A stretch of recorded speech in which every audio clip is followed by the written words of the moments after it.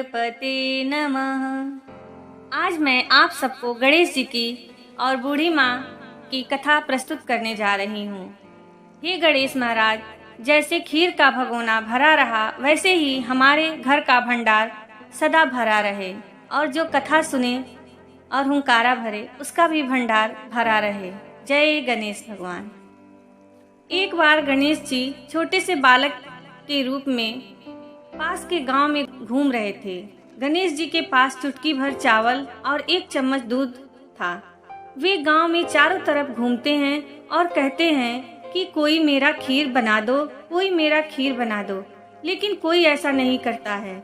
गणेश जी एक औरत के पास जाते हैं और वे उससे कहते हैं कि हे माँ, मेरा खीर बना दो। वह औरत इतने से दूध और चावल देखकर कहती है कि चल हट, इतने से दूध और चावल से मैं कैसे खीर बनाऊंगी, आगे जा।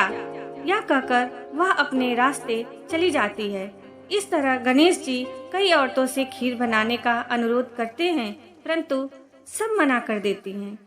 अंत में गणेश जी को एक बूढ़ी माँ दिखाई देती हैं और वे उनके पास जाते हैं और कहते हैं, माँ माँ, मेरा खीर बना दो। तो वह तैयार हो जाती हैं। वह गणेश जी को अपने घर ले जाती हैं और उनसे पूछती हैं कि तू ही बता बेटा, कैसे खीर बनाऊं। गणेश जी कहते हैं, एक भट्टी खुदवाओ, उस पर बड़ा सा कड़ाहा चढ़वा दो और उसमें दूध डाल दो। तो बुढ़िया वैसा ही करती है। वह एक भट्टी खुदवा कर उस पर बहुत बड़ा सा कड़ाहा मांग कर चढ़ा देती हैं, फिर उसमें दूध डाल देती हैं। जैसे ही दूध में उबाल आता है वह कड़ाहा भर जाता है। फिर बुढ़िया माँ पूछती हैं, बेटा क्या करूं? तो बच्चा बोलता है, माँ चावल डाल दो, और यह कहकर बच्चा खेलने चला जाता है। बुढ़िया माँ चावल डाल देती हैं। अब फिर खूब अच्छे से हिलाती हैं खीर को।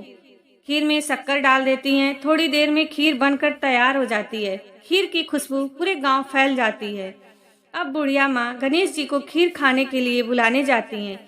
इधर उनकी बहू को बहुत तेज भूख लग रही थी, तो वह एक थाली में खीर लेकर ठंडी करती हैं और दरवाजे के पीछे बैठकर 5 बार कहती हैं, आओ गणेश जी, आप भी खा लो, मैं भी खा लो। आओ गणेश जी, आप भी खा लो, मैं भी खा लो। इस तरह वह गणेश जी को भोग लगाकर खीर को खा लेती हैं। अब बूढ़ी माता वहां पहुंचती हैं जहां बच्चे खेल रहे थे। वह जाकर गणेश जी से कहती हैं, अरे चल गणेश, खीर खा ले। गणेश जी बोलते हैं, माँ, भाभी ने मुझे दरवाजे के पीछे बैठकर खिला दिया है, अब तू जाकर भोजन कर लो। तो बुढ़िया माँ घर आकर खीर खाती हैं, पर खीर तो फिर भी कम नहीं हुई, उतनी की उतनी ही रही जितनी पहले थी, बिल्कुल भी कम नहीं हुई। तो बूढ़ी माँ वापस जाती हैं और कहती हैं, बेटा खीर तो उतनी की उतनी ही है, क्या करूं? तो गणेश जी कहते हैं, माँ आप अपने पड़ोसी को भी खीर खिला दो। तो बूढ़ी अपने पड़ोसियों को भी खीर खिलाती हैं, फिर भी खीर उतनी ही रहती है। तो बुढ़िया माँ फिर जाकर गणेश जी को बताती हैं। गणेश जी कहते हैं कि माँ, गांव में न्योता दे दो। बूढ़ी माँ पूरे गांव में खीर का न्योता दे देती हैं। तो लोग सोचते हैं कि इनके घर तो कोई अन्नदाना नहीं था, ये हम लोग को खीर खिलाएंगी।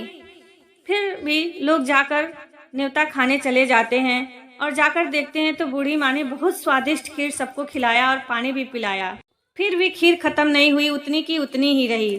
बूढ़ी माँ बच्चे के पास जाती हैं और कहती हैं कि गणेश जी, मैं आपकी लीला समझ गई, और जैसे आपने मेरा भंडार भरा रखा, सबका भरा रहे, सबको पुत्र अन्न धन से सबका भंडार भरा रहे। जय गणेश भगवान।